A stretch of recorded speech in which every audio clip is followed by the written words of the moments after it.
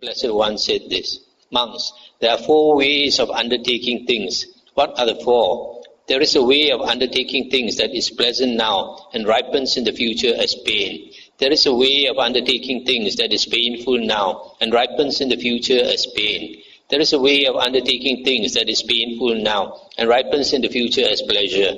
There is a way of undertaking things that is pleasant now and ripens in the future as pleasure." What, monks, is the way of undertaking things that is pleasant now and ripens in the future as pain? Monks, there are certain recluses and Brahmins whose doctrine and view is this: there is no harm in sensual pleasures. They take to gulping down sensual pleasures and divert themselves with women wanderers who wear their hair bound in a top knot. They say thus, "What future fear do these good recluses and Brahmins see in sensual pleasures when they speak of abandoning sensual pleasures and describe the full understanding of sensual pleasures? Pleasant is the touch of this woman wanderer's tender, soft, downy arm." Thus they take to gulping down sensual pleasures, and having done so, on the dissolution of the body after death, they reappear in a state of deprivation, in an unhappy destination, in perdition, even in hell. There they feel painful, racking, piercing feelings. They say thus, "This is the future fear those good recluses and Brahmins saw in sensual pleasures, when they spoke of abandoning sensual pleasures and described the full understanding of sensual pleasures. For it is by reason of sensual pleasures, owing to sensual pleasures, that we are now feeling painful, racking, piercing feelings." Monks, suppose that in the last month of the hot season, a Maluva creeper pot burst open and a Maluva creeper seed fell at the foot of a sala tree. Then a deity living in that tree became fearful, perturbed and frightened. But the deity's friends and companions, kinsmen and relatives, garden deities, park deities, tree deities, and deities inhabiting medicinal herbs, grass and forest monarch trees, gathered together and reassured that deity thus, "Have no fear, sir, have no fear. Perhaps a peacock will swallow the Maluva creeper seed, or a wild animal will eat it, or a forest fire will burn it, or a woodsman will carry it off, or white ants will devour it, or it may not even be fertile." But no peacock swallowed that seed, no wild animal ate it, no forest fire burned it, no woodsman carried it off, no white ants devoured it, and it was in fact fertile. Then, being moistened by rain from a rain-bearing cloud, the seed in due course sprouted, and the Maluva creeper's tender, soft, downy tendril wound itself around that sala tree. Then the deity living in the sala tree thought, "What future fear did my friends and companions, kinsmen and relatives, etc., see in that Maluva creeper seed when they gathered together and reassured me as they did? Pleasant is the touch of this Maluva creeper's tender, soft, downy tendril."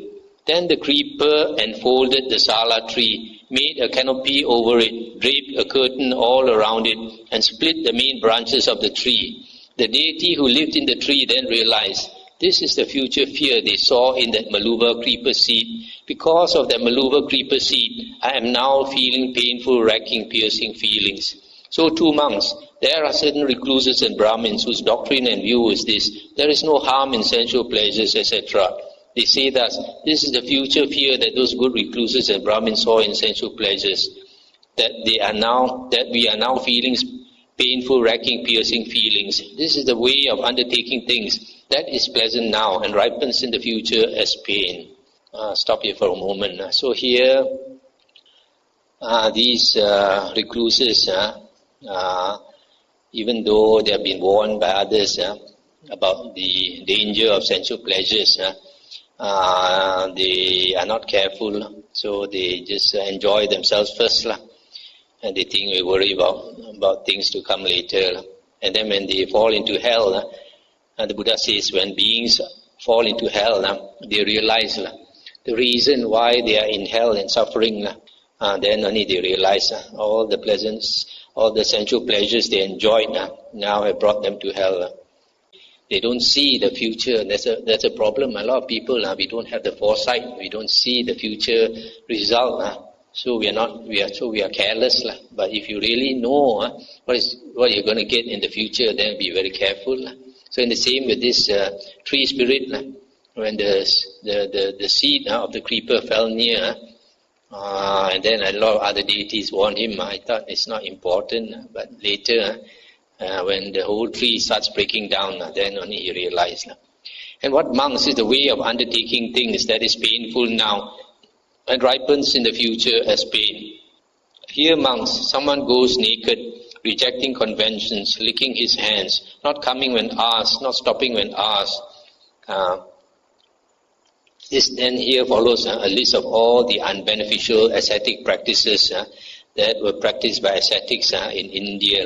And this is the same as Sutta number 12 that we heard earlier. So there's a long list of ascetic practices. He dwells pursuing the practice of bathing in water 3 times daily, including the evening. Thus, in such a variety of ways, he dwells pursuing the practice of tormenting and mortifying the body. On the dissolution of the body after death, he reappears in a state of deprivation, in an unhappy destination, in perdition, even in hell. This is called the way of undertaking things that is painful now and ripens in the future as pain. So here the Buddha is talking about these people who have wrong view, not understanding karma vipaka. So they undertake all these unbeneficial practices and not keeping the good practices like keeping sila, moral conduct and all that. And then they suffer now, and in the future they suffer again. And what monks is the way of undertaking things that is painful now and ripens in the future as pleasure.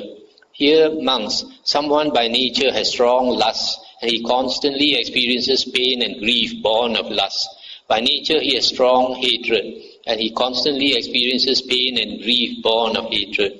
By nature he has strong delusion, and he constantly experiences pain and grief born of delusion. Yet in pain and grief, weeping with tearful face, he leads the perfect and pure holy life. On the dissolution of the body after death, he reappears in a happy destination, even in the heavenly world. This is called the way of undertaking things that is painful now and ripens in the future as pleasure. Stop here for a moment. So this refers to a monk on the spiritual path who has strong greed, hatred and delusion. So as he practices the holy life, he has to keep so many precepts, and because of his lust, hatred and delusion, he is suffering, doesn't get enough sleep, doesn't get to enjoy all the good food that he used to enjoy and all that.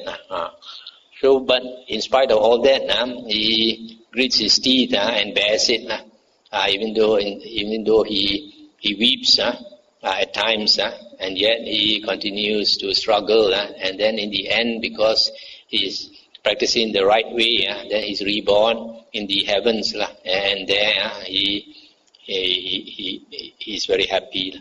And what monks is the way of undertaking things that is pleasant now and ripens in the future as pleasure.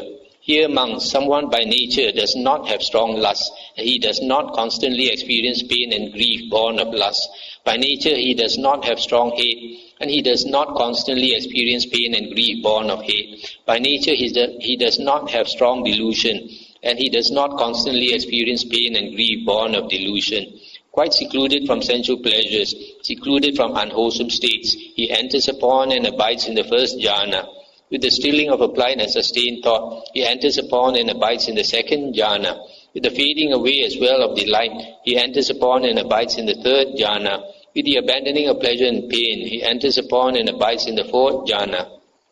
On the dissolution of the body after death, he reappears in a happy destination, even in the heavenly world. This is called the way of undertaking things that is pleasant now and ripens in the future as pleasure. These monks are the 4 ways of undertaking things. This is what the Blessed One said. The monks were satisfied and delighted in the Blessed One's words.